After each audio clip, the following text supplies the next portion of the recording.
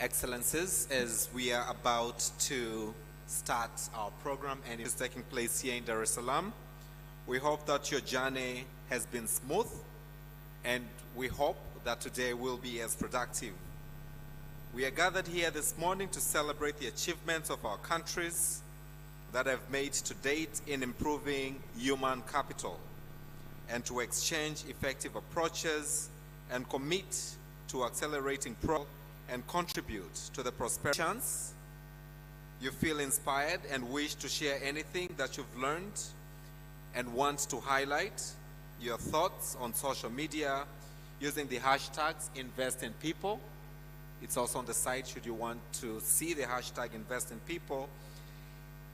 But you can also if you want to also share your thoughts through a quick video interview to be featured on social media, you're also welcome to do so through our media booth outside. When the heads of states have gotten inside, I will request all of us to remain standing, and we shall be led by the brass band, as I mentioned earlier, to sing the Tanzanian national anthem, the East Africa Community Anthem, and the African Union Anthem. And then we shall commence officially our program in the venue. But for now, may I kindly continue to request those of us standing to please take our seats. The camera to slow your movement now. If your mobile phone has not been put on silence or vibration mode, kindly remember to do so. And momentarily, we shall commence our program. The heads of states will be ushered in by the brass band, and I will give the signal to that activity. In the meantime, DJ, thank you.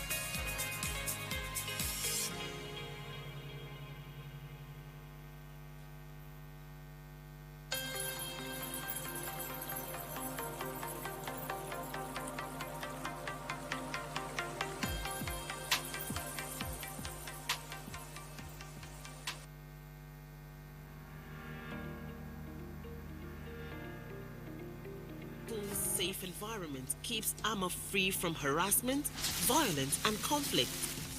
Fortunately, her family doesn't have to worry about paying school fees. Over the last decade, secondary education enrollment has more than doubled in the region, but allowing more students like Amma to graduate requires more investments. With concerted efforts, 4.6 million more girls could attend secondary school by 2025 in Western and Central Africa. Amma passes secondary school with flying colors. She attends a university that is affordable, flexible, and offers high-quality skills, preparing her for future careers. She learns about the impact of climate change and its effect on her community, inspiring a career in the green economy. Entering the workforce, her family is proud of Amma's accomplishments, especially her mother, who decides to continue her education through lifelong learning programs. With smart investments, an additional 3 million people can access tertiary education by 2025. Unfortunately, many children don't have opportunities like Amma's. For this to become a reality for every child, governments need to invest in education reforms, improving lives, and fostering economic growth. We need to act now.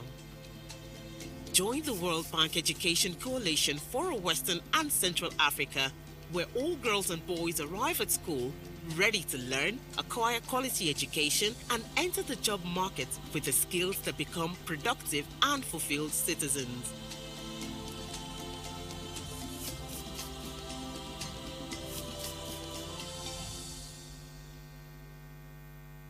Say hello to Amma, a curious little girl.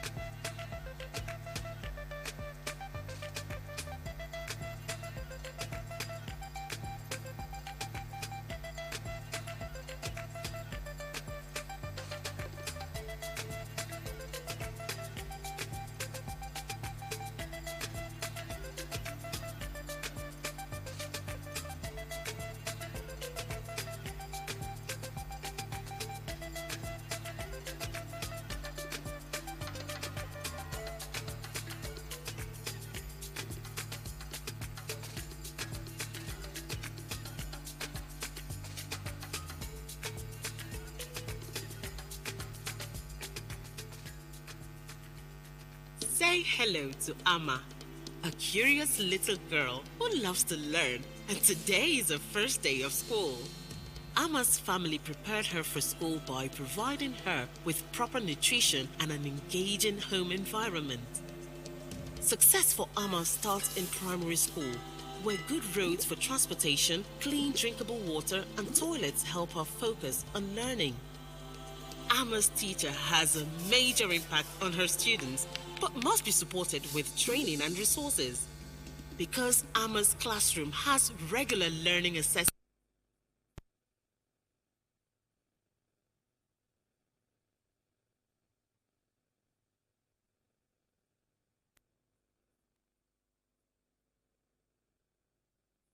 foundation, she's off to a new secondary school nearby, recently built by her community and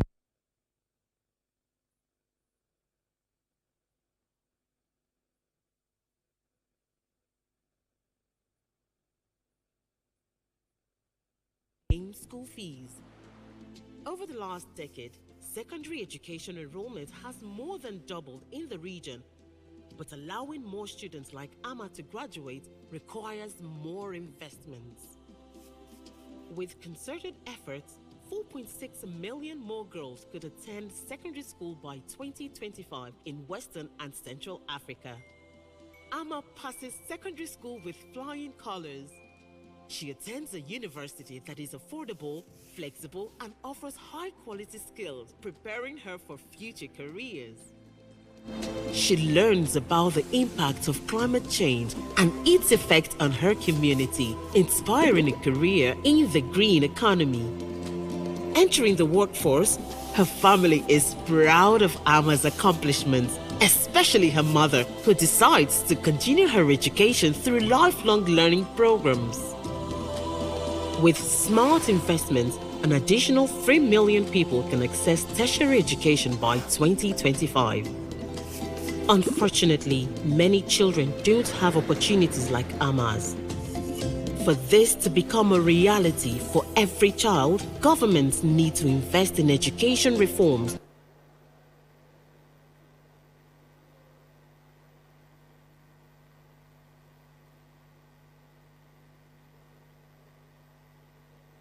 Ladies and gentlemen, distinguished guests, good morning or good afternoon. My name is Idris Elba. Please excuse my dress, my informal setting. I come to you from my home in London. I wish I was there. But at the outset, I'd like to wish and congratulate HE President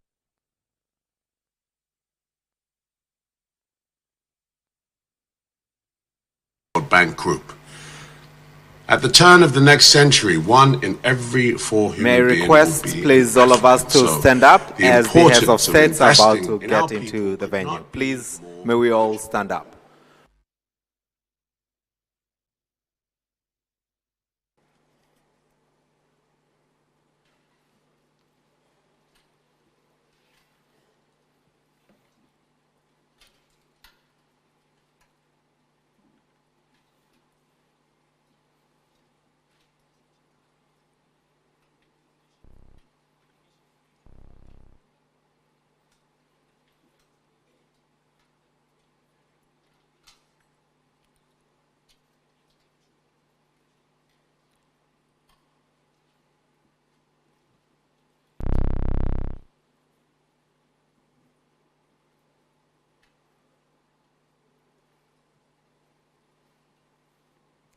Okay, kindly be seated for another couple of moments. Thank you. They will be here definitely in no time. And thank you for your patience. Thank you very much.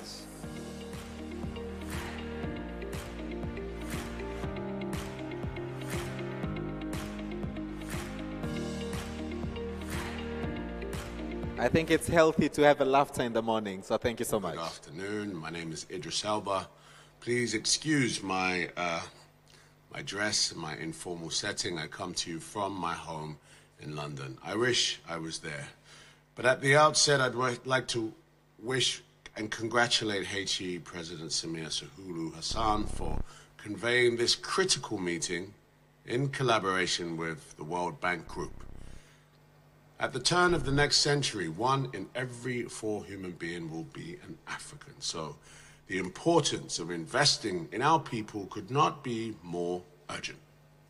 I believe it was Sir Ken Robinson who said, human resources are like natural resources. They're often buried deep.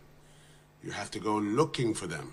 They're not just lying around on the surface. You have to create the circumstances where they show themselves. And it is for this reason that I am very proud to lend my voice and presence to the conversation taking place here and advocate for increased resources towards upskilling African youth. This is a critical mission that will enhance their employability, drive innovation, and contribute to the continent's economic growth. I wish to call upon all of us to aggressively invest in digital literacy.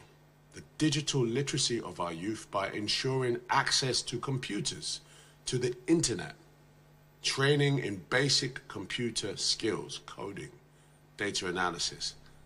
Additionally, our youth need vocational training and apprenticeships to promote practical skills in areas such as carpentry, plumbing, electrical, agriculture, and hospitality. All of these work very well with my industry. All of these offer valuable hands-on experience. We have to cultivate the entrepreneurial mindset of our youth and support them in realizing their potential. Africa's creative cultural industry has the potential to generate $20 billion and create 20 million jobs every year. I think it is high time that we shift gears into action and forward and focus on implementation, which is why I look forward to working with Tanzania on the film studios that we have committed to. We should all be working together to accelerate the goal for a brighter Africa for all. Thank you so much for listening. Please enjoy your time.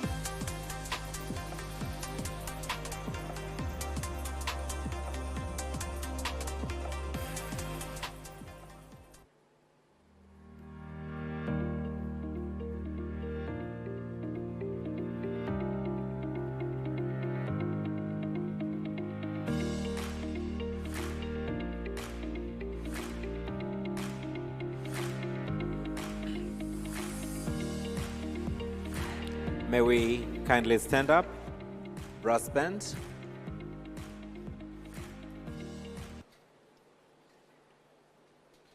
Can we put our hands together as they walk in?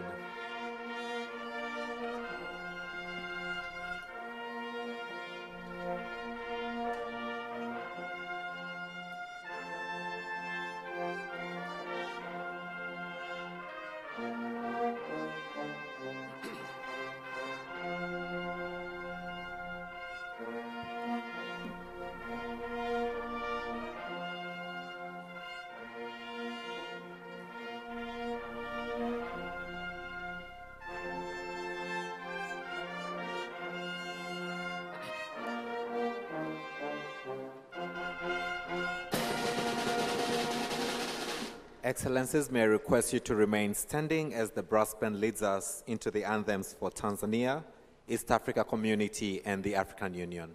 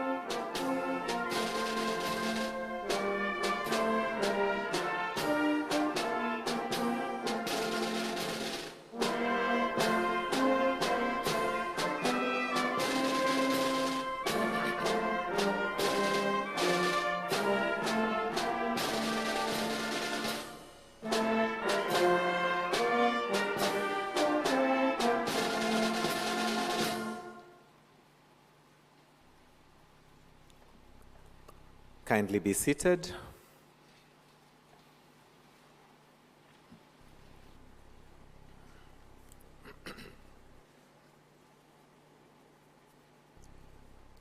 Your Excellency Samia Suluhu Hassan, President, Republic of Tanzania. Your Excellency Philippe Jacinto Nyusi, President, Republic of Mozambique. Your Excellency Andy Rejolina, President, Republic of Madagascar. Your Excellency Dr. Lazarus McCarthy Chakwera, President, Republic of Malawi.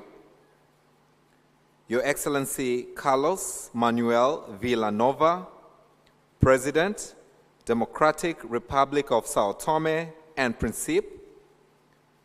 Your Excellency President William Ruto of the Republic of Kenya. Your Excellency Dr. Julius Maada Bio, President, Republic of Sierra Leone.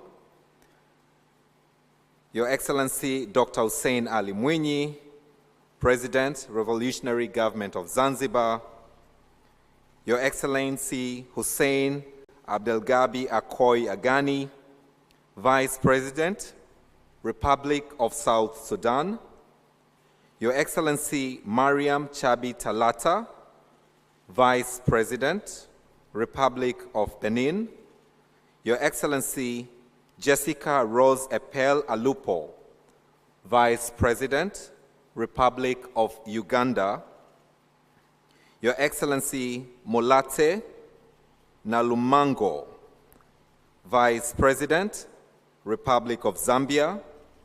Your Excellency Cleopas Dlamini, Prime Minister, Kingdom of Eswatini.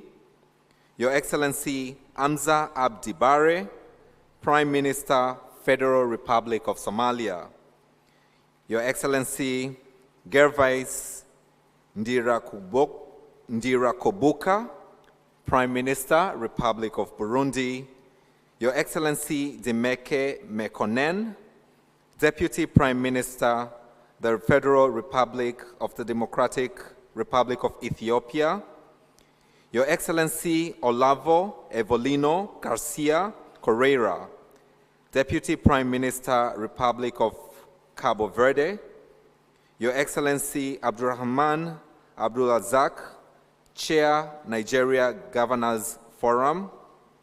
Honorable Mohamed Chamfik, Minister of Finance, representing the President of the Union of Comoros, who is also the Chair of the African Union. I would also like to recognize the presence of Madam Victoria Kwakwa, Vice President for East and Southern Africa of the World Bank. I would also like to recognize the presence of Mamta Murthy, Vice President, Human Development at the World Bank.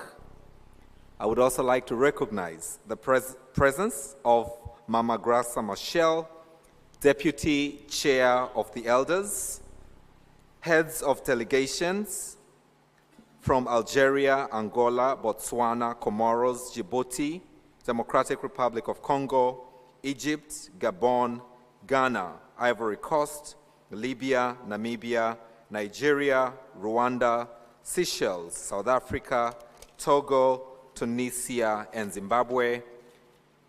Honorable Ministers present here, Permanent Secretaries, Excellencies, Ambassadors, High Commissioners, heads of international organizations accredited to Tanzania, distinguished delegates, members of the press, ladies and gentlemen, a very warm good morning to you all. I'm honored to welcome you all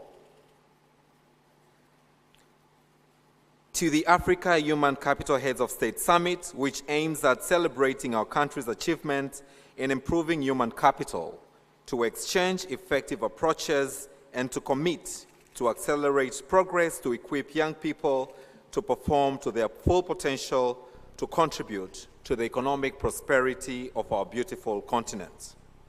Your Excellency, it is now my pleasure to invite and pass the floor to the World Bank's Vice President for Eastern and Southern Africa, Dr. Victoria Kwakwa, for a welcoming address. Can we put our hands together for Dr. Victoria Kwaka as she comes for our welcoming address?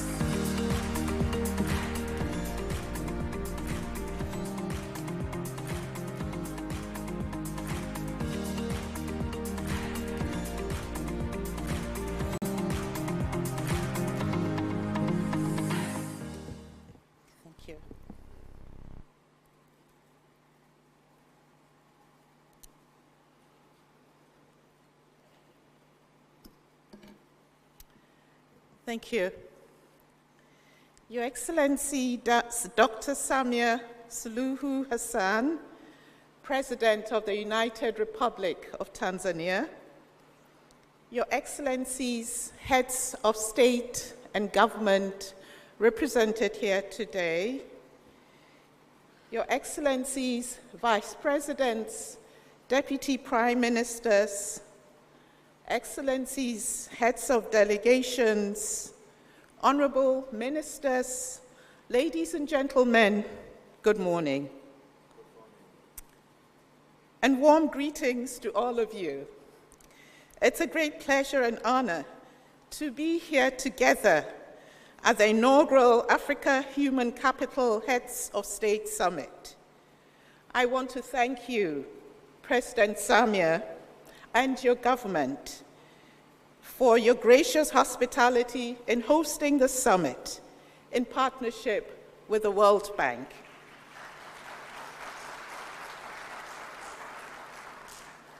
Thank you.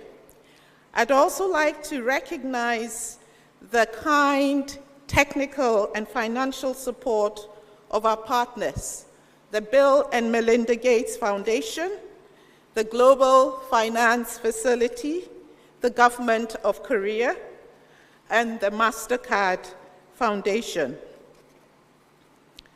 I want to thank Your Excellencies for coming together to support building a coalition and adopting a consensus on human capital in Africa. We're here with a common and urgent concern and a common sense of responsibility. Africa is facing a human capital crisis. Even before the COVID-19 pandemic, a child born in sub-Saharan Africa could expect to be only 40% as productive as she would be with full education and full health. An intuitive indicator of the crisis is the learning poverty rate, which measures the share of children who cannot read and understand a simple text by age 10. In sub-Saharan Africa, about 89% of children are learning poor. This means that almost 9 out of 10 children are not acquiring the foundational literacy required for further learning. It is no surprise then that for education alone, at the midpoint of the implementation of the Sustainable Development Goals, we're seriously off track in Africa. Some indicators, such as primary school completion, which has increased from 46% in 2000 to nearly 64% in 2021, and youth literacy, which stands at nearly 78% as of 2021, have the potential for recovery. However, others such as access to quality early childhood development and preschool for all, which stands at about 50%, will need a significant and concerted effort to be achieved. This summit is an important opportunity to come together to discuss what we can do to improve human capital outcomes and achieve results at scale. For African nations, the cost of inaction will be extremely high and potentially destabilizing. Without navigating this human capital crisis successfully, African societies and economies risk being trapped in a detrimental cycle of stagnant growth, soaring poverty rates, and increasing inequality. This situation could potentially escalate the drivers of fragility and conflict, as uneducated and low-skilled youth grow increasingly disillusioned. There is also a lot at stake for the global community. By 2050, Africa will represent almost 40% of the children 0 to 14 years and a quarter of the working age population in the world. Improvements in Africa mean improvements for the world. Improving human capital is not for the faint of heart or the impatient. If you allow me to be blunt, human capital is less visible than building a road and requires a longer-term commitment and investments. Yet when we are successful, we transform the lives of generations of children and youth, and the economic return is even higher. And change is possible. During this crisis, we have already experienced success and huge potential. The following examples that I will give are not exhaustive, but illustrate that progress is happening and continues to be possible. On the early years, countries like Rwanda are among the few to meet the Sustainable Development Goal target on malnutrition. It was done through efforts that included an innovative early childhood development intervention, a combination of home-based and community-based modalities. Rwanda dramatically increased its access to early childhood services in only 2 years, from 17% in 2020 to 62% in 2022. The stunting rate is also coming down. When it comes to learning outcomes, Kenya stands as a testament to the power of steadfast commitment to challenging reforms, ranging from curriculum development, provision of textbooks, and effective teacher management. Over the course of many years, through consistency and focus, the country has experienced a decade of substantial progress in learning, including a 50% improvement in reading. In Africa, teacher salaries account for more than 2/3 of government spending in education. Edo State in Nigeria sets a good example of how to increase efficiency of spending, leveraging technology and private sector partnerships. An innovative program equips teachers with tablets and scripted lessons for real-time progress tracking and continuous improvement. An extensive monitoring system fine-tunes resource allocation and has boosted teachers' attendance rates dramatically to 83%. Edo State demonstrates that even on limited budgets, education can deliver maximum value by efficiently harnessing teachers' potential. Innovations through partnerships across sectors have also enabled and accelerated the pace of change. In the Democratic Republic of Congo, increased financing for education and partnerships with non-state providers reduced the cost of education and resulted in 3.7 million additional students enrolled in public primary schools in a short period of time. Empowerment of women and girls is critical for human capital. Zambia shows us how to use social protection programs to protect the human capital of girls. They mitigated the effects of the rising food prices through cash transfers provided through digital payments that enabled 59,000 girls to access secondary education. And we know that representation matters. The 20 member countries participating in the Africa Centers of Excellence initiative across sub-Saharan Africa share our commitment to creating a network of women leaders and innovators in STEM and education fields. Under the leadership of our host, Her Excellency President Samia, Tanzania has also made enormous strides in ensuring that every child, and particularly adolescent mothers, can complete secondary schooling. The country is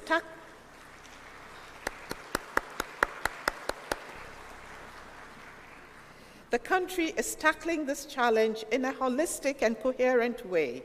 They are preventing dropout by expanding the school network and implementing an innovative Safe Schools program. At the same time, their new continuation policy is opening the doors of the formal education system to students who have already dropped out and young mothers. As a result, between 2018 and 2022, the number of girls enrolled in lower secondary school increased by 400,000 students, equivalent to a 35% increase in enrollment. We celebrate all these successes. Achieving the transformational changes urgently needed in our education system will require far greater funding. Sub-Saharan African countries currently spend about $280 purchasing power parity for every primary school student, compared to $1,500 in purchasing power parity terms in middle-income countries and about $8,400 in high-income countries. These large differences show that no country in sub-Saharan Africa is likely to effectively address the growing demand for education without significantly increasing their investments in human capital. However, more financing will not solve the problem at hand unless enhanced civilly, given that teacher salaries are normally the biggest component of education spending. Reforms that make teachers more effective are key to improving the overall efficiency of the sector. Systems need to reward teachers that improve and sustain better teaching practices. The education sector also needs to tackle low teacher motivation and high rates of absenteeism. Having more than 15% of teachers absent from school or not teaching is unacceptable. Beyond this, Ministry of Education need to build their capacity to deploy teachers equitably, ensure they have the teaching and learning material they need to do their jobs effectively, and provide the support they need to improve their teaching skills. Tackling these challenges successfully will improve sector efficiency and are just as critical as mobilizing more funding if national and continental goals for education are to be met. As a development partner, we at the World Bank stand with you at this time of human capital crisis. In addition to the Africa Human Capital Plan that we launched in 2019, we have prepared a new strategy for education in Western and Central Africa and an operational business plan for the Eastern and Southern African countries. We have also increased our financing for human capital. And our commitment to education spans several sectors, including interventions in health, social protection, water and sanitation, transportation, and other sectors that contribute to improving access and quality of schooling for all. Nevertheless, it is your national strategies, your ideas and financing that are the foundation of future progress. It is essential that we formulate a clear and actionable plan that explicitly outlines what it will take to achieve the goals. To make progress, we must break the silos and foster collaboration amongst all stakeholders. We need to develop a platform for action that transcends sectoral boundaries and unites government agencies, domestic partners, and external allies, including the pivotal private sector. That is why events like this one provide a critical opportunity for cooperation and collaboration. Over the last 2 days, we had so many creative ideas and inspirational examples of what can be done to accelerate progress on building human capital. We need to capitalize on the wealth of local ideas and solutions to address the challenges in Africa. We at the World Bank would like to convene a team of education experts from the continent and policymakers to find how to build on the successes that I've mentioned, to take them to scale, and to propose new ideas and solutions.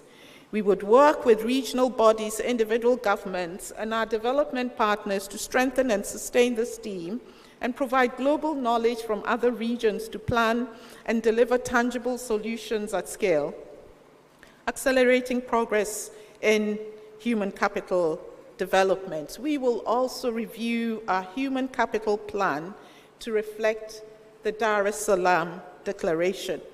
With political will and leadership and commitment from all of you, the highest level, we can together achieve our vision with our collective leadership to make human capital the cornerstone of our country's development strategies.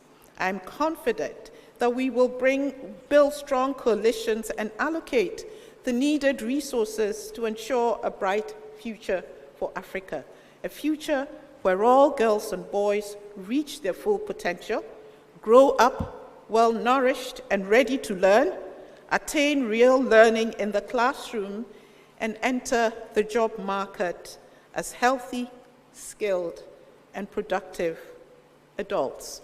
I want to close with a phrase that one of the panelists just said yesterday. Yes, Africa can. There's no more time to waste. Thank you so much.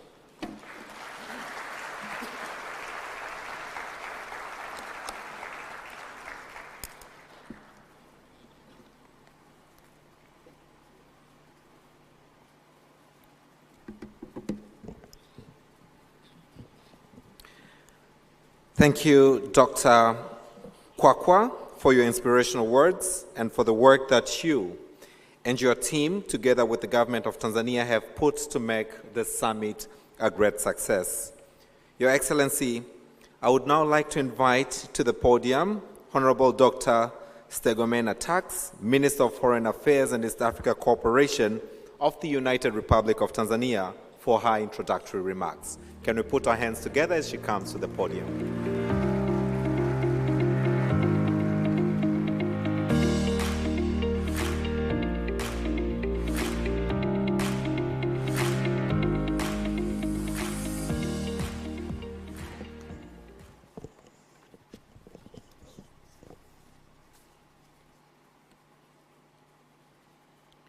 Your Excellency, Dr. Samia Suluhu Hassan, President of the United Republic of Tanzania, Your Excellencies, Heads of State and Government and representatives, Dr. Victoria Kwaka, World Bank Regional Vice President for the Eastern and Southern Africa, Honorable Ministers, Excellencies, Heads of international organizations and representatives, Excellencies, Heads of diplomatic missions, partners from the private sector, distinguished delegates, media representatives, ladies and gentlemen. It is a great honor and privilege to stand before Your Excellencies to deliver introductory remarks on this special and a momentous occasion of the 2023 Africa Heads of States Human Capital Summit with a theme, Accelerating Africa's Economic Growth, Boosting Youth Productivity by Improving Learning and Skills. That is taking place here in Dar es Salaam, the hub of peace. Your Excellencies, we gather here in recognition of the pivotal role that human capital plays in shaping the present and future of our African societies and economies and the global community at large. Human capital is defined as the knowledge, skills, abilities, and the health of individuals, and is the wealth of any nation. It is the driving force behind innovation, productivity, and the sustainable development. Investing in people is not only a moral imperative, but also an economic necessity. May I therefore take this opportunity to thank Her Excellency, Dr. Samia Suluhu Hassan, President of the United Republic of Tanzania, for her visionary decision to host this summit, and the World Bank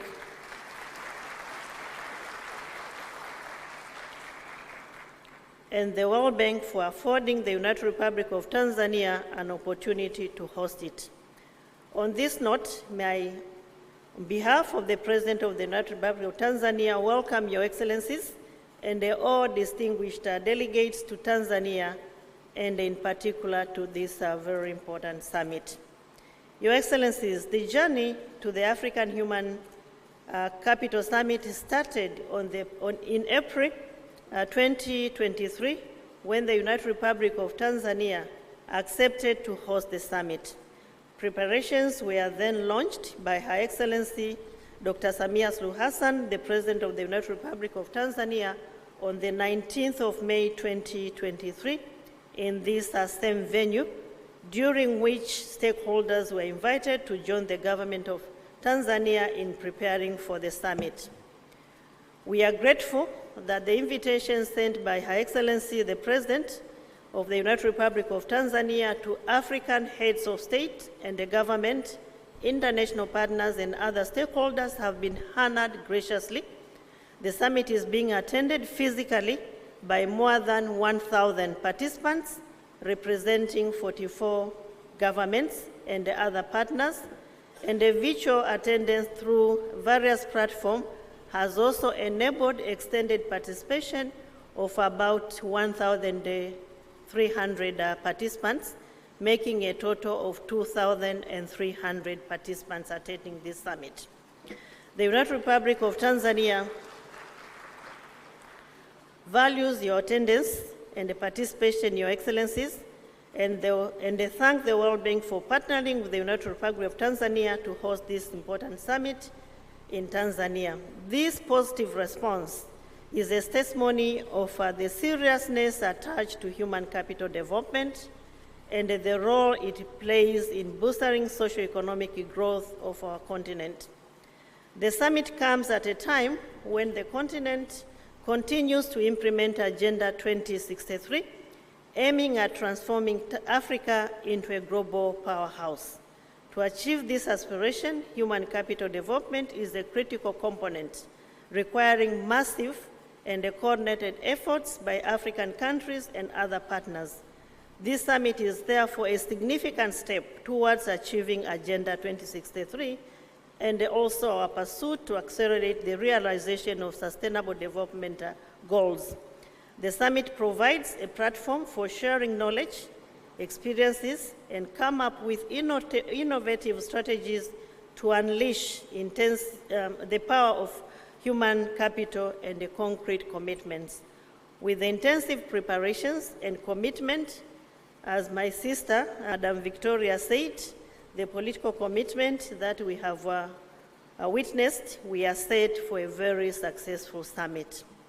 With these introductory remarks, it is with great humility that I beg to invite Her Excellency Dr. Samia Suluhu Hassan, the President of the United Republic of Tanzania, to address the summit. Karibu sana, Mheshimiwa Rais.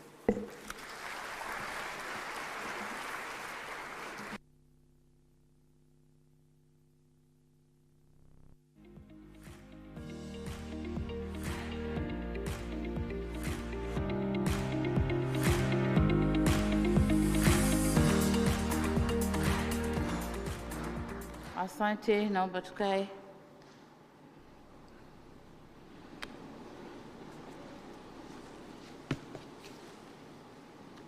May I request the delegates to use their translation tools, because I'm going to talk on my national language.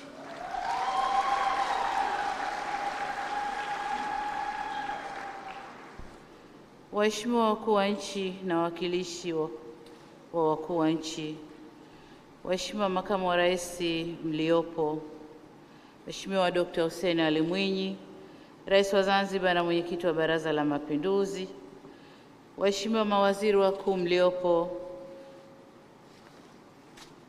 wakuu wa misafara, Waheshimiwa mawaziri, makamu wa rais wa Benki ya Dunia Dr. Victoria Kwakwa, ambaye ni makamu wa rais wa Eastern and Southern Africa.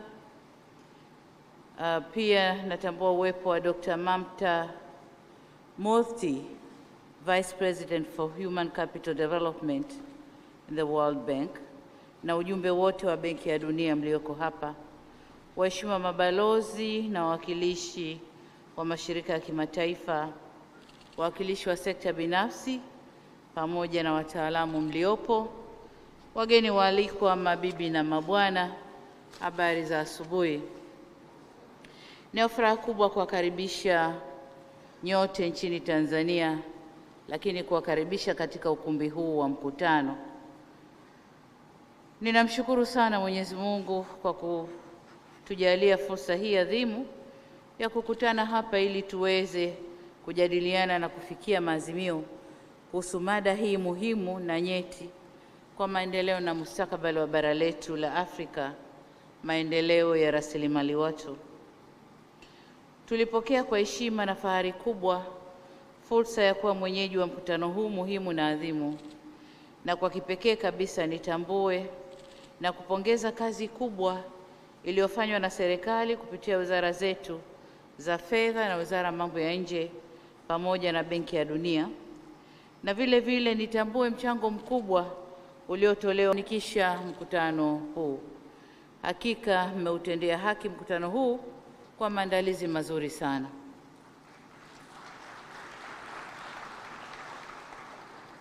Natambua tuna wageni wengi waliosafiri masafa marefu kujiunga nasi leo, na nitumie fursa hii kuwapa pole kwa machovu ya safari na kuwakaribisha Tanzania. Natumai mmepokelewa vyema na mmekirimiwa kwa mila na desturi zetu za Kitanzania. Karibuni sana. Vile vile nitumie fursa hii kuwashukuru waheshimiwa viongozi na washiriki wote kwa kubali mwaliko wangu na kuungana nasi katika mkutano huu wa uchumi Afrika, kuongeza uzalishaji wa vijana kupitia mafunzo na ujuzi, yani accelerating Africa's economic growth, boosting youth productivity by improving learning and skills. Waheshimiwa viongozi, tunakutana leo kujadili ajenda ambayo ndiyo moyo wa mataifa yetu: uwekezaji katika rasilimali watu, hususan vijana. Mkutano wetu huu wa leo utaamua ni aina ipi ya uwekezaji unahitajika ili kuleta tija na kuchochea maendeleo ya bara la Afrika. Hakuna muda mwingine sahihi wa kujadili haya zaidi ya huu tulionao.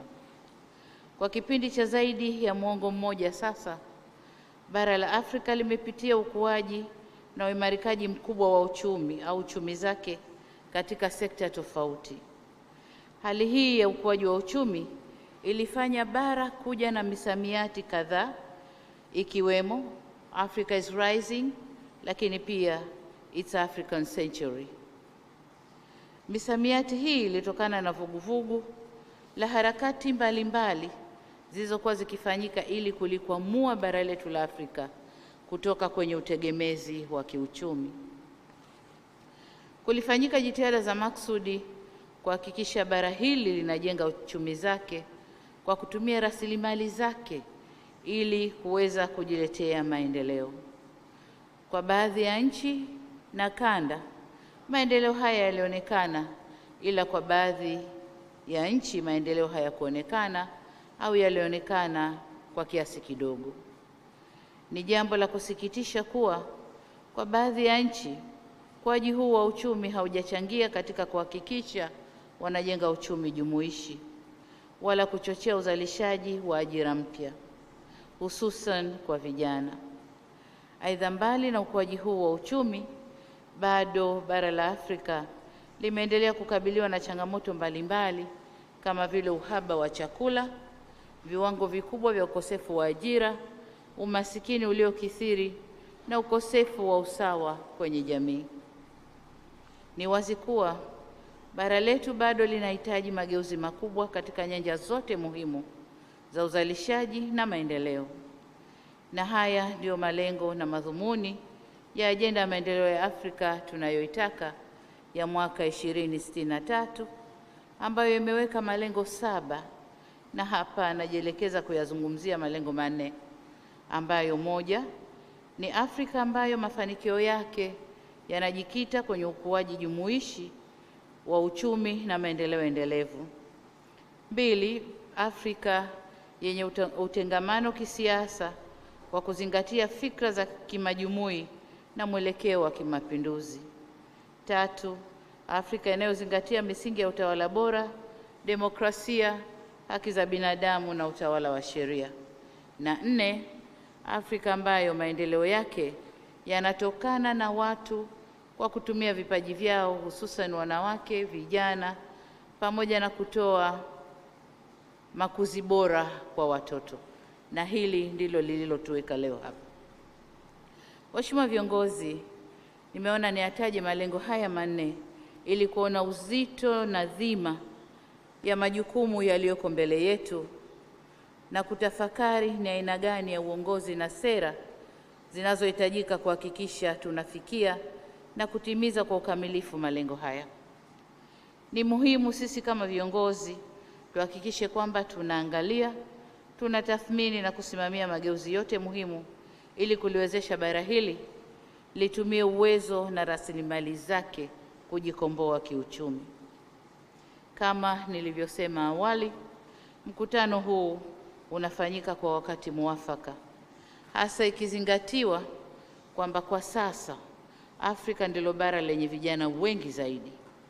Takwimu zinaonyesha kuwa ifikapo mwaka 2050 Afrika itatoa nchi 10 zenye idadi kubwa zaidi ya vijana duniani.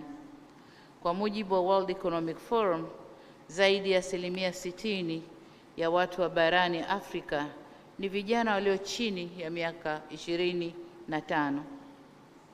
Aidha, inakadiriwa kuwa ifikapo mwaka 2030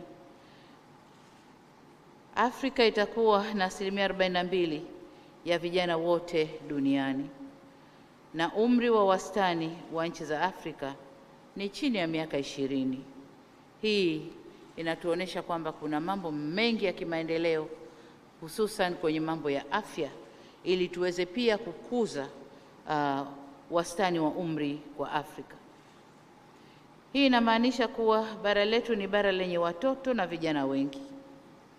Kwa tafsiri ya kidemografia, habari hii ni nzuri na vile vile ni mbaya kwetu. Hali hii inaweza kuwa nzuri na yenye tija iwapo tutawekeza kwenye rasilimali watu kwa kuhakikisha uwepo wa afya bora, elimu bora yenye stadi za maisha ili kujenga nguvu kazi yenye tija kama ilivyo kwa wenzetu wa bara la Asia. Hatima yetu inaweza kuwa mbaya. Fanya hivyo, tutaongeza idadi ya vijana wasio na ujuzi, wasioajirika na vijana wa kujiingiza kwenye vitendo viovu vya kihalifu na uvunjifu wa amani. Hivyo basi, kwetu sisi tuliopo hapa leo, tujiulize, je, bara tulilolirithi kwa waasisi wetu waliotafuta uhuru wa Afrika ndilo bara tunalotaka kuwarithisha vizazi vijavyo au wajukuu wetu? Je, Afrika tunayoijenga leo ni yenye uchumi endelevu au uchumi unaodumaa? Tukipata majibu hayo, tutalijenga bara letu vyema zaidi. Vile vile majibu ya masuala haya yatatupa mwelekeo wa sera zetu. Ni wazi kwa viongozi wenye maono hujenga sera zao kwenye maendeleo ya watu na kufuatiwa na maendeleo ya vitu. Na hapa mniruhusu ninukuu maneno ya baba wa taifa hili la Tanzania miaka michache kabla kufariki kwake, Mwalimu Julius Nyerere, wakati akihutubia mkutano wa Umoja wa Mataifa jijini New York. Alisema, na hapa namnukuu, kwamba development is people. People are the target, creators and beneficiaries of anything known as development. Mwisho wa kunukuu. Kwa tafsiri rahisi, alisema maendeleo ni watu, watu ndio walengwa, ndio waanzilishi na wanufaika wa chochote kinachoitwa maendeleo. Kwa mantiki hiyo, hatuwezi kulikomboa bara letu kiuchumi kama hatutaelekeza nguvu zetu kwenye maendeleo ya rasilimali watu, kwa kuwapa maarifa na ujuzi unaohitajika katika kuyatumia na kuyabadilisha mazingira yao kwa manufaa yao.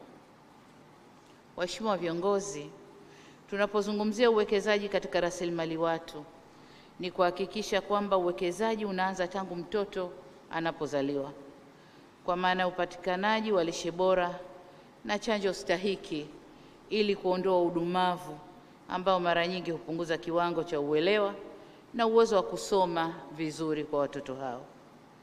Ili kuhakikisha tunaweka msingi mzuri wa elimu, tunapaswa kuwa na maandalizi mazuri ya elimu na hasa elimu ya awali kwa ajili ya kuandaa watoto kimwili, kiakili, kiismu au kijinsia na kiubunifu. Jambo jingine, ili elimu itoe matokeo chanya, ni lazima kuwa na mitaala yenye kukidhi matakwa ya soko la ajira. Kwa mfano, uwepo wa mapinduzi ya 4 ya viwanda yameleta mabadiliko makubwa katika sekta zetu za afya, elimu, biashara, teknolojia pamoja na mahusiano na mwingiliano wa kijamii pamoja na usafiri na usafirishaji. Hivyo basi, ni wajibu wetu kuhakikisha Afrika hatuachwi nyuma. Tunazitumia fursa hivi vizuri. Hatuachwi nyuma kama ilivyokuwa kwenye mapinduzi haya ya matatu yaliyopita. Mapinduzi ya kwanza, ya pili na ya tatu. Haya ya 4, Afrika ni wakati wetu kuyatumia vizuri. Muasisi wa taifa huru la Afrika Kusini, hayati Mzee Nelson Mandela, alisema, na mimi namnukuu, "Education is the most powerful weapon you can use to change the world." Akimaanisha kuwa elimu ndio silaha yenye nguvu zaidi inayoweza kutumika kubadilisha ulimwengu. Na hapa nichukue fursa hii kueleza umma huu baadhi ya hatua ambazo nchi yetu Tanzania imechukua ili kukuza na kuendeleza rasilimali watu. Moja, tumeamua kutenga fedha nyingi kwa ajili ya afua mbalimbali za lishe na huduma za afya ya uzazi wa mama na mtoto.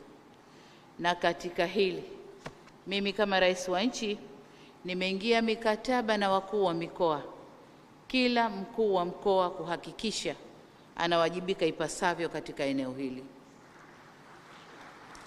Lakini la pili ni kuanzisha vituo vya elimu ya awali, yani Early Childhood Development Centers, ambayo tunaendelea kuvieneza nchi nzima.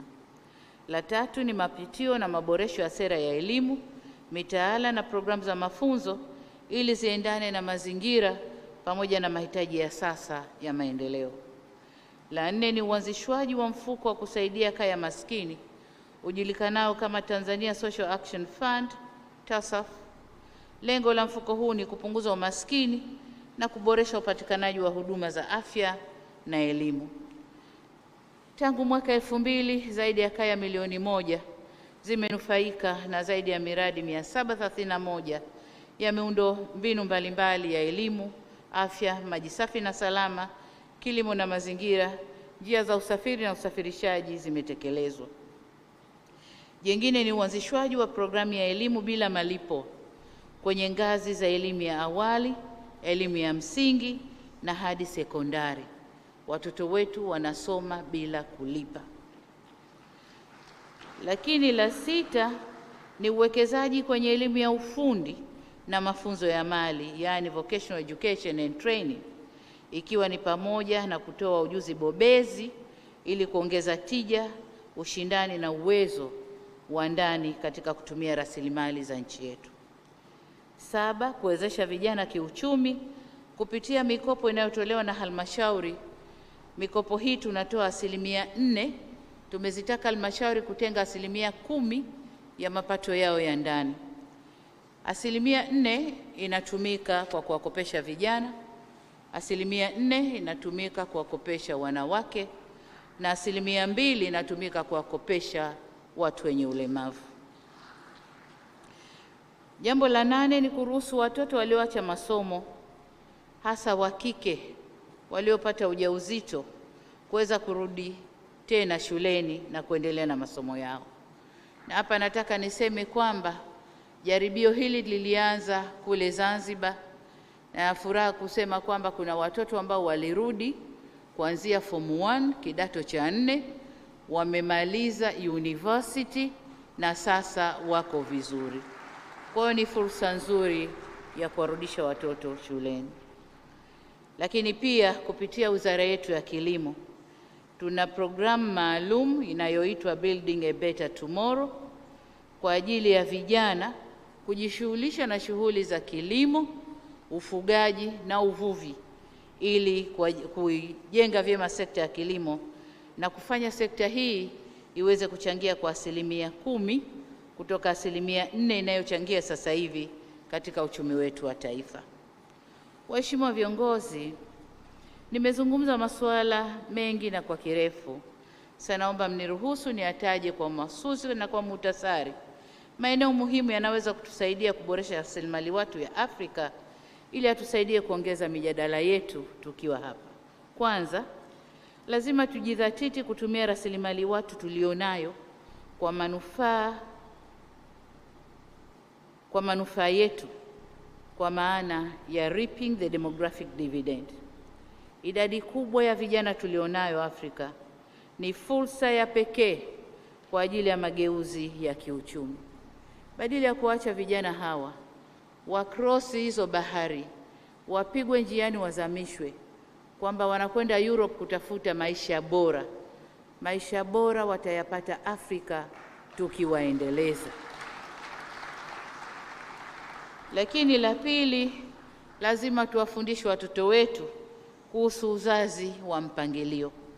Kama nilivyosema, Afrika population yetu ni kubwa sana, na population hii inaweza ikatuletea tija au ikatuletea mambo yasiyofaa kama hatukuitumia vizuri.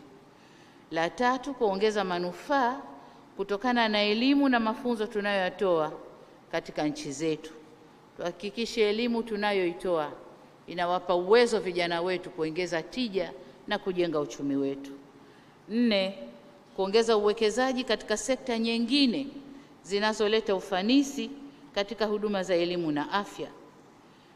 Ni lazima kuwekeza katika miundombinu kama vile njia za usafiri na usafirishaji, kuongeza nishati au umeme, maji safi na usafi wa mazingira.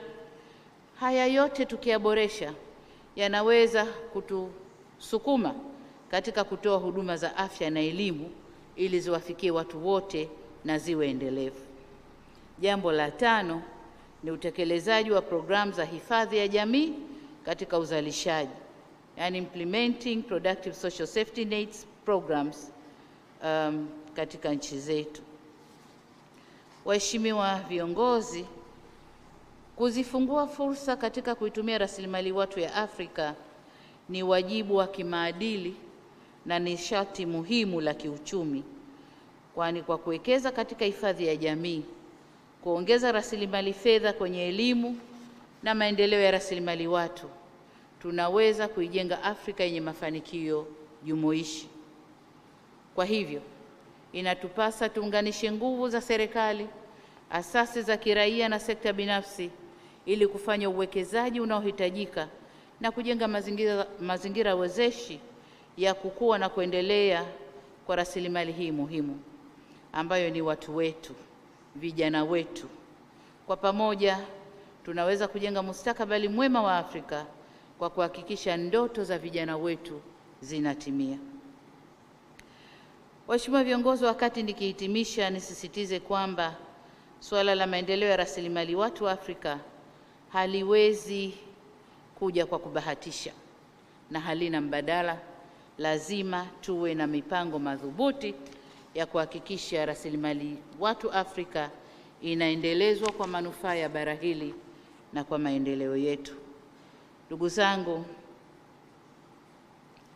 baada ya kusema hayo, niseme wakati ni sasa. Inawezekana kila mmoja atekeleze jukumu lake kwa nafasi yake, tuendeleze bara letu Afrika. Asanteni sana kwa kunisikiliza. Asante sana.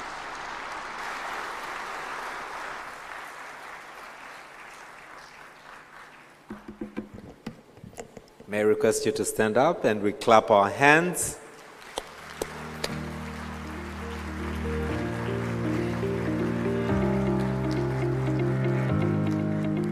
Please be seated. Asante sana. Wakati ni sasa, inawezekana. Can we all say that? The time is now, it is possible. The time is now. Thank you so much, Your Excellency, for your leadership and for bringing the continent together for this important Human Capital Heads of State Summit here in Dar es Salaam, Tanzania.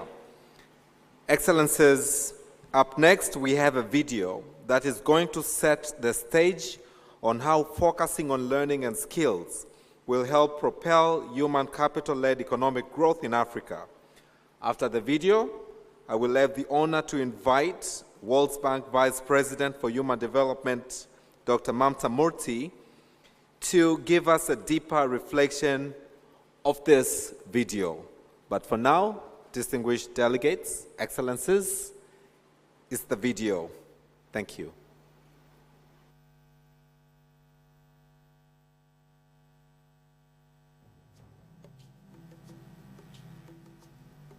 The last 30 years saw a largely positive economic story for sub-Saharan Africa. Economies grew, and the proportion of the population living below the poverty line declined. Africa made great progress in health outcomes, and life expectancy has grown over the last 50 years. Child mortality declined, and the chances of a 15-year-old surviving to age 60 improved. Senegal and Ghana reduced stunting, which is defined as impaired growth and development of children due to poor nutrition, repeated infection, and inadequate psychological stimulation. Stunting affects learning, productivity, and leads to low wages in adulthood. Liberia, Rwanda, and Malawi were able to reduce under 5 mortality by 2/3 in the last 2 decades.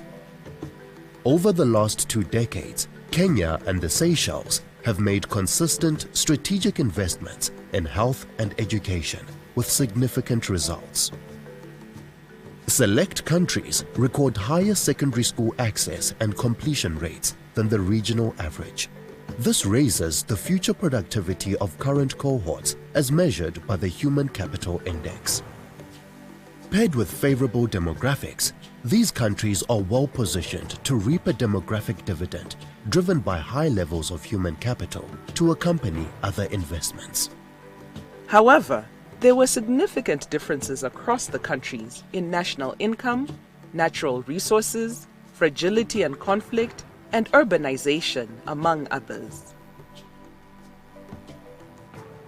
A key feature of Africa's growth experience has been the diversity driven by regional heterogeneity, with some countries growing faster than others.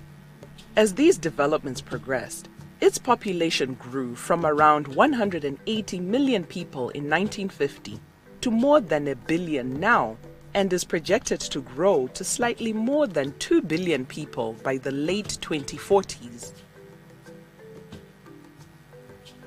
Although the region has grown economically, this was not enough to deliver rapid per capita income growth.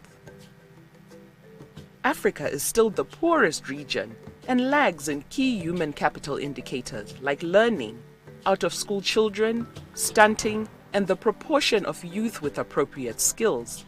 Still, a significant proportion of children on the continent cannot read, more than half of whom are women, which further limits their participation in the labor market. Africa is at a critical juncture in its economic growth journey in a rapidly changing world, driven by technology and digital advancement. Jobs will be digitally focused and require new skills. While global populations will continue to grow, the overall growth rate is slowing, and the world's population is aging. However, Sub-Saharan Africa's unique demographics offer both hopes and risks. With timely strategic investment, Sub-Saharan Africa has a real opportunity to use its biggest asset, its people, as a key driver for growth. Hope can be seen through a potential economic and demographic dividend with changing dependency ratios. But with a rapidly increasing population of young people and workers who will need education and jobs, Sub-Saharan Africa is the only region with an increasing working age population. The youth population in India and China are declining, while that in Sub-Saharan Africa is increasing. By 2075, Africa will stand out as an extraordinary hub of human activity, with almost a third of all people on Earth projected to call this continent home. The working age population is surging at remarkable speeds. By 2035, there will be 450 million more workers joining the labor market, with only 100 million jobs being available at the current rate. Sustained economic growth, fueled by a youthful population, will not be realized automatically. It requires private sector partnerships and bundles of multi-sector, time-sensitive policies for job creation. These policies must equip youth with relevant skills in STEM to meet the demands of future jobs.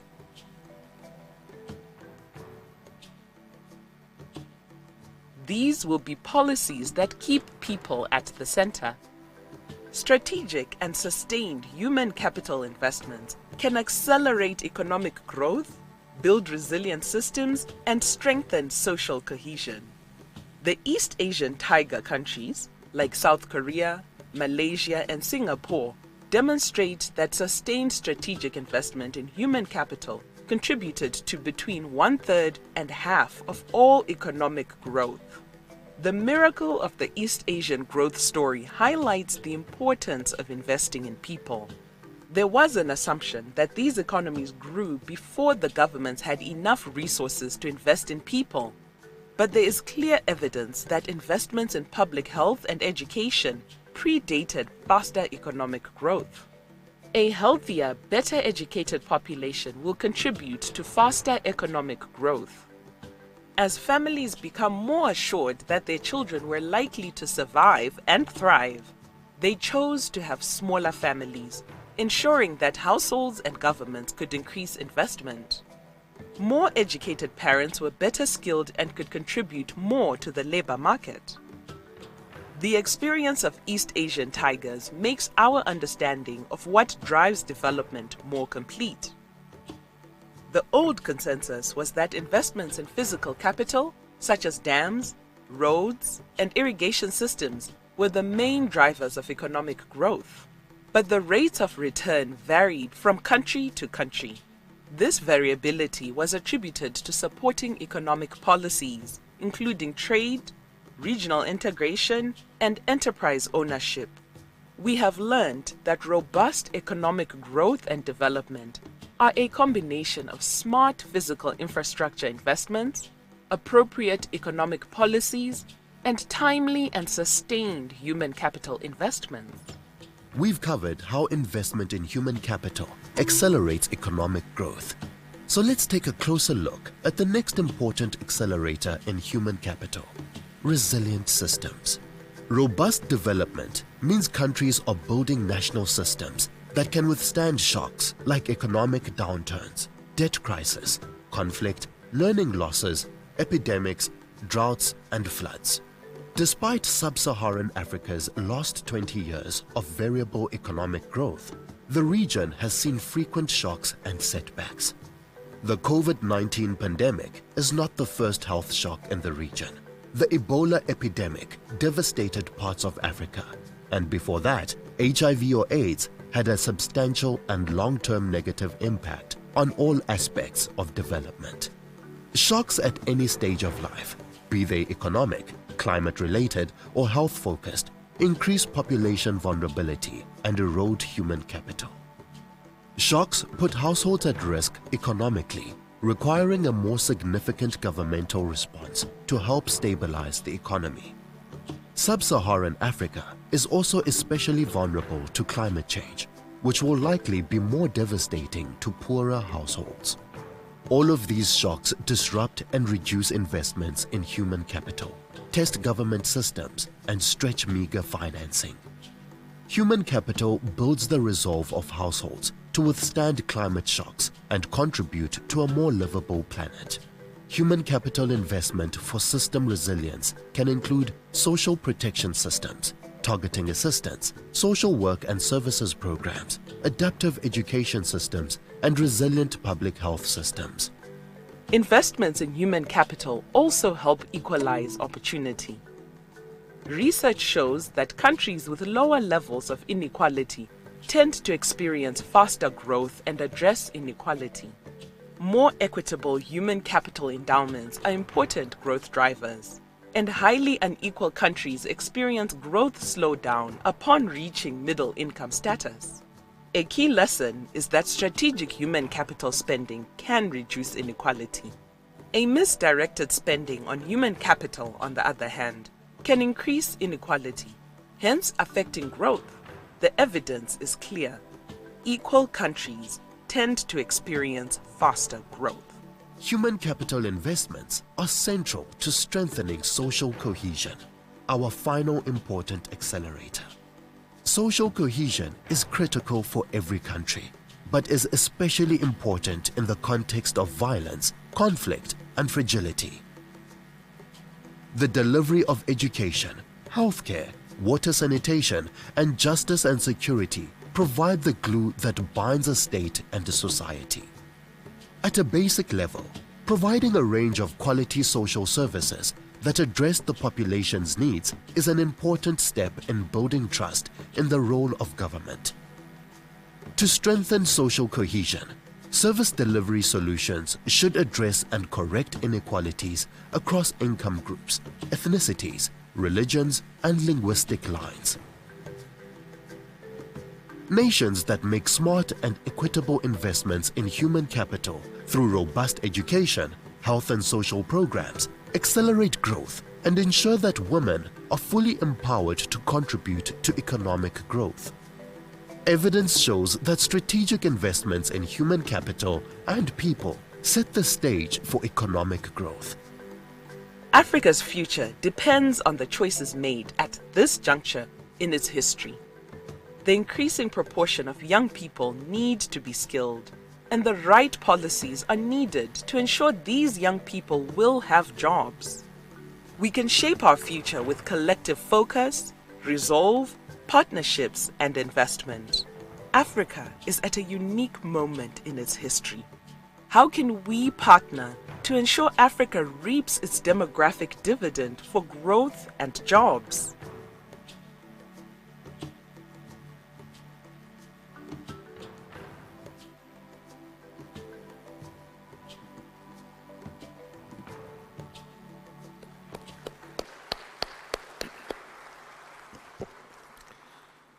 Thank you very much. And from the video, and as we gather to celebrate these achievements and successes that our nations have made so far, I would now like to invite to the podium Dr. Mamta Murthy to give more context on our continent. Distinguished delegates, Your Excellencies, ladies and gentlemen, let's put our hands together for Dr. Mamta Murthy. On the movie that you just saw, and I'm going to offer you just 5 reflections. The first thing I would like you to take away from the movie is that human capital is an incredibly important source of economic growth. So if you look at the difference between rich and poor countries, anywhere between 1/3.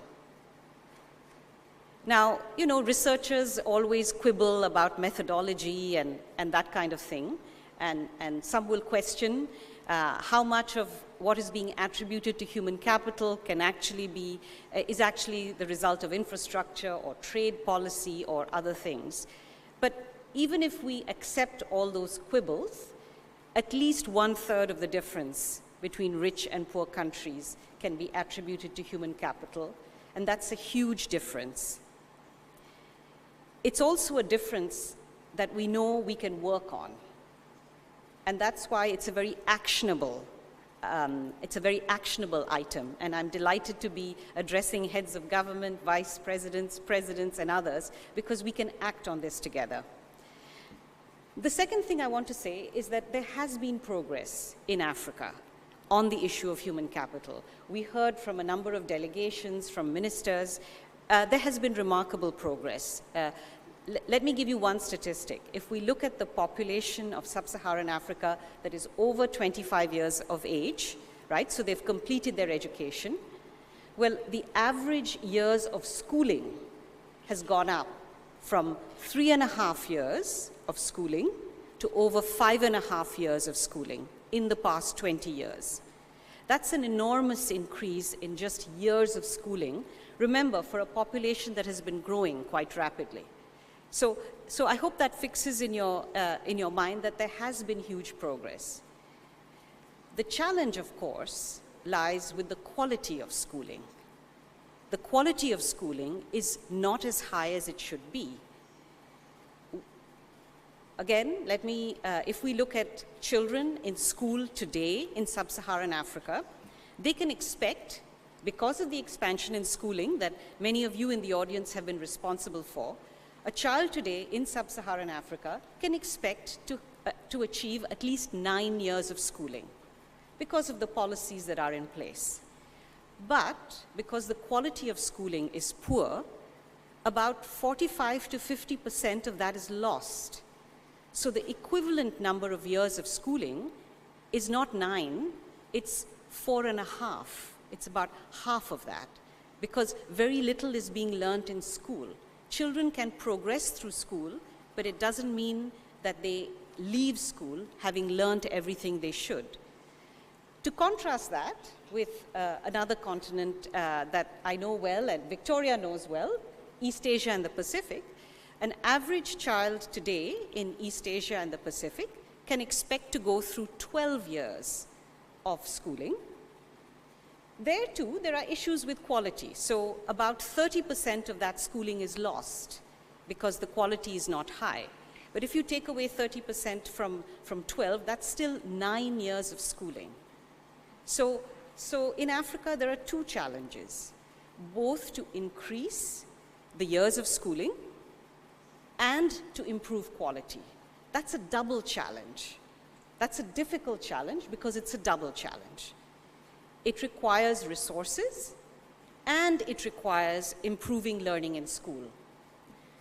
I'm going to come to the resources, but let me first talk about improving learning in school, because as I said before, this is an actionable thing. This is something that can be done. There is a lot that has been learned within Africa and from outside Africa on how to improve learning in school.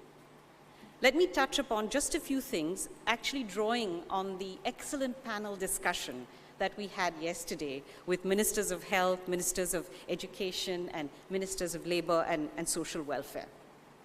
I'm going to mention only 3 things. These are not silver bullets, but they are ideas I want you to take away. First, learning happens in school, but children have to be prepared to learn before they come to school. When we're talking about learning in school, it's very important to build the foundations. And the foundation of learning, all learning, is being able to read. Being able to read is the thing that needs to be emphasized in the early years, in primary school. And there's a lot that can be done by simplifying the curriculum and focusing it on the foundational elements of reading. And there are many countries in Africa that are doing this. There's Kenya, there's Mozambique, there's Niger, there's Edo State of Nigeria, there's Rwanda. These are very good things to be doing and are worthy of replication. But beyond wanting to teach the fundamentals, it doesn't help if the teacher is not in the classroom, if the teacher is not supported in delivering learning in the classroom. And some of the ministers yesterday spoke about this. Teacher presence and support to the teacher for delivering the foundational elements of learning in the classroom are extremely important. And finally, there is the issue of language, and President Suluhu mentioned this in her remarks. Africa is a continent of many languages. Many children come to school speaking a language at home and then being expected to read in a different language in school. So there is an issue around teaching reading in the mother tongue, which is still a challenge in the continent. So I leave you with just these three ideas: foundational learning, emphasizing reading, supporting the teacher to deliver learning in the classroom, both by being present and by being supported with the right coaching, with the right in-service training, with the right materials.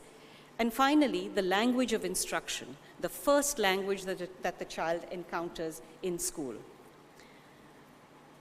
Now let me talk about readiness for learning. Children arrive in school, but they need to be ready to learn.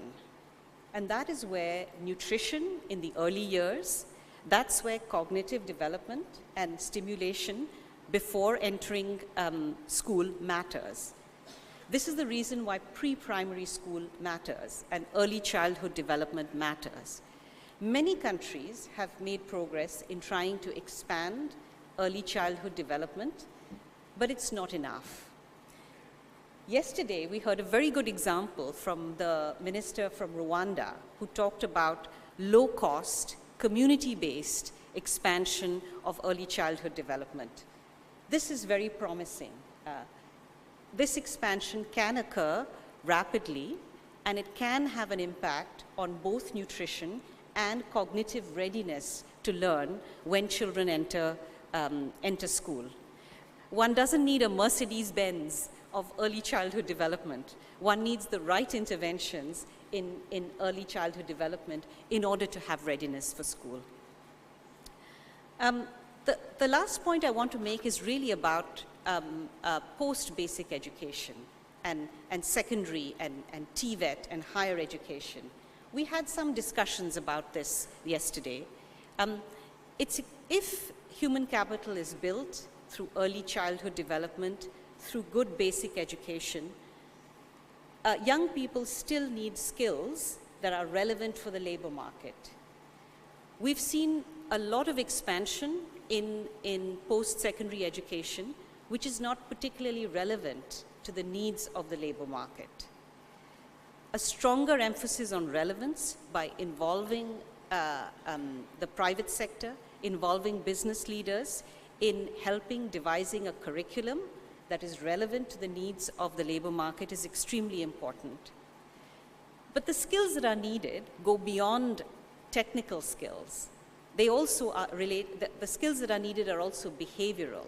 They also relate to things like teamwork, critical thinking, problem solving, the things that are needed for the fourth industrial revolution, as Her Excellency Samia Suluhu mentioned. Again, this is an area that can be worked on. We had very good examples from many of the ministers yesterday on the way in which post-secondary education is being linked to the needs of the labor market. I want to move on to the issue of resources because, as I said at the outset, Africa faces a double challenge, the need to both increase the number of years of schooling, but also increase quality. Many of the elements of quality actually do not involve a huge additional fiscal cost. It's the expansion of access which is costly. And this is where the need for resources comes.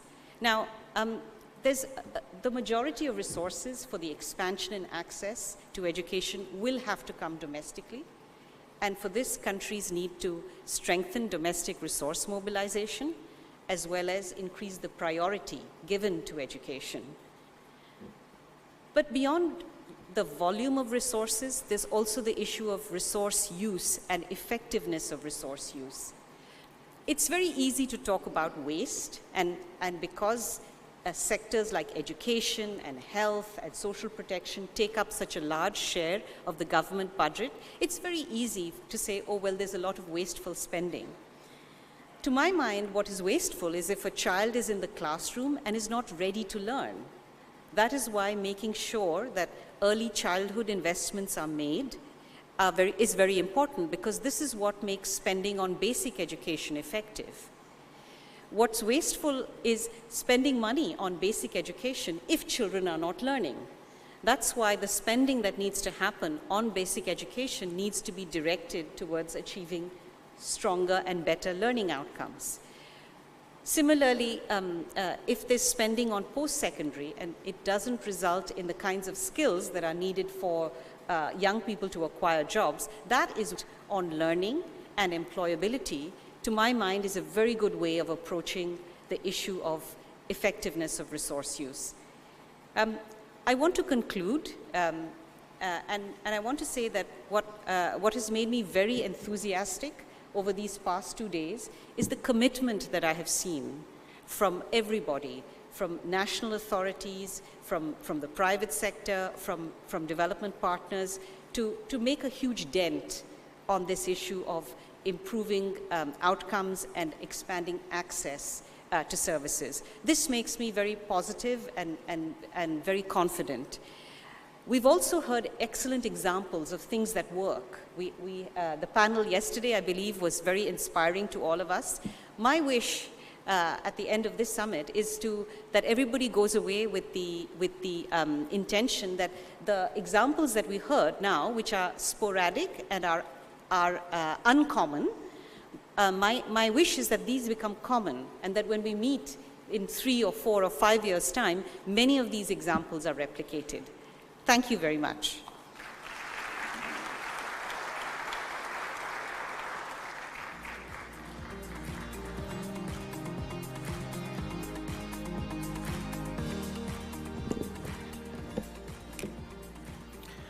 Thank you so much, Dr. Murthy, for your insightful thoughts that provide a lot of things to ponder on for the coming couple of hours.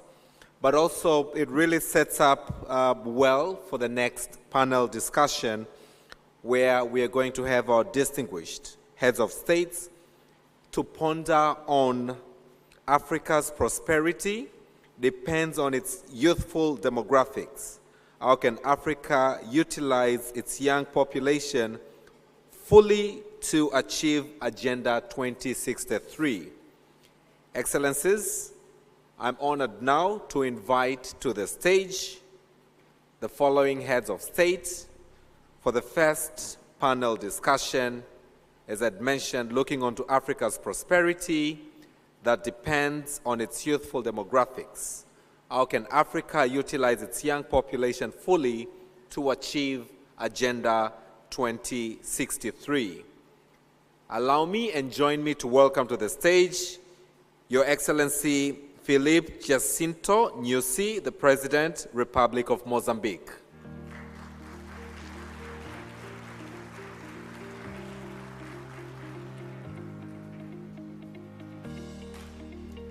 And as he comes, may I also invite His Excellency Dr. Lazarus McCarthy Chakwera, President, Republic of Malawi.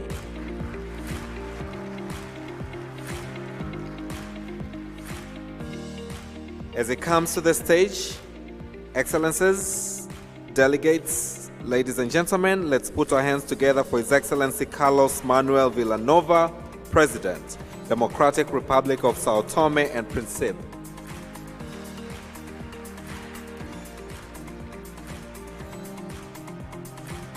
And as it comes, last but not least, I would like to invite to the stage, and let's put our hands together for His Excellency Olavo Avelino Garcia Correira, Deputy Prime Minister, Republic of Cape Verde.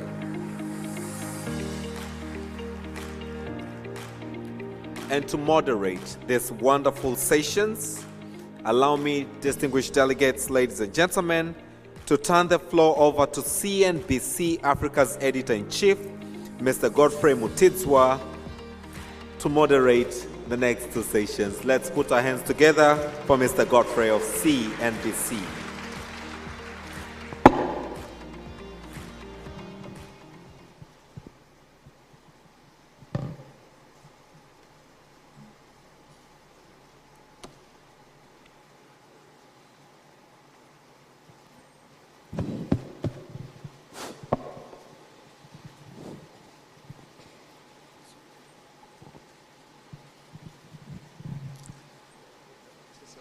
A very good morning Ladies and gentlemen, Your Excellencies, I am hoping I have observed all diplomatic notes that are important.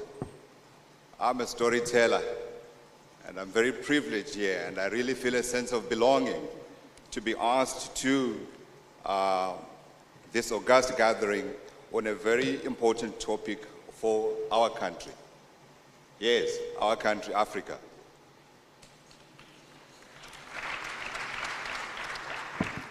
I feel it's one of those occasions where I can say without contradiction that Africa is a country, for our problems are similar.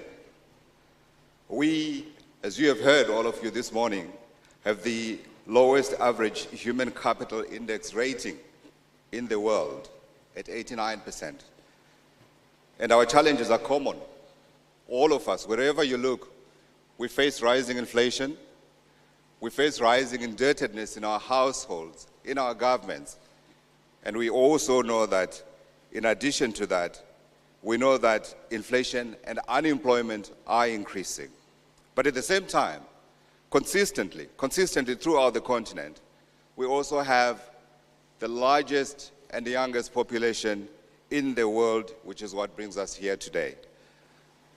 Your Excellencies, let me spell out what my role is today here.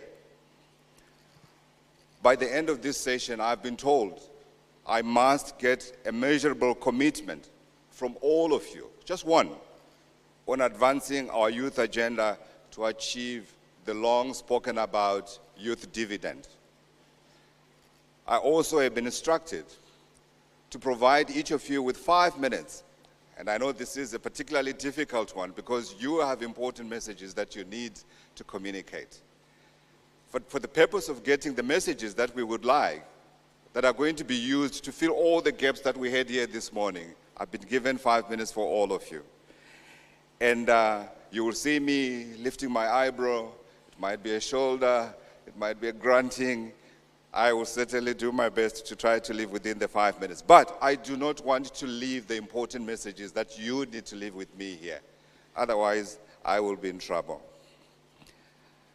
And then, lastly, out of each of you, I'm also hoping that I will be able to get 3 takeaways that I share with the organizers of our debate today. So please, Your Excellencies, please help me. I promise to vote for you when you call for the reform of the United Nations in New York the next time you are at UNGA. Let me start, first of all, with the first set of questions. And this question, I am posing it to Your Excellency, the President of Mozambique, President Filipe Nyusi. Let me just get to your question.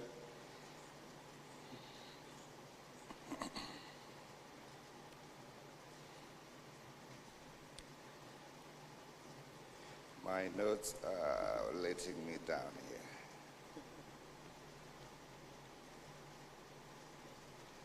Okay. I have it. Your Excellency, we know that in each of our countries, half the population is female. We also know that our ladies are the most entrepreneurial on the continent. The statistics are there actually from the African Development Bank. And we also know that they are very, very responsible with their finances. So I want to know what you are doing to improve the female labor force participation. And I dare say even in that entrepreneurial field as well, where they are laboring without participation and beating the man, what more can we do to get the ladies to be more participative than they are currently?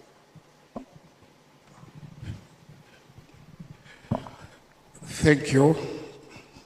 Allow me also to use the official language of Mozambique, Portuguese. Samahani ndugu zangu, nitasema Kireno leo. Kwa shauri nataka wananchi pia Mozambiki wasikie. Asanteni.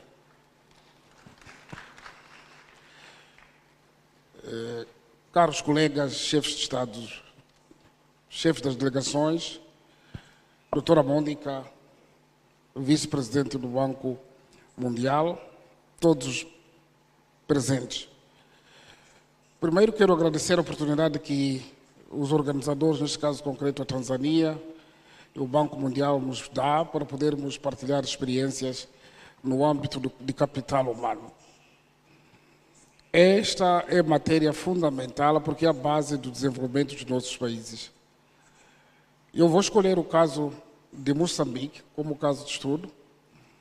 Nós, em Moçambique, agora somos cerca de 32 bilhões de moçambicanos.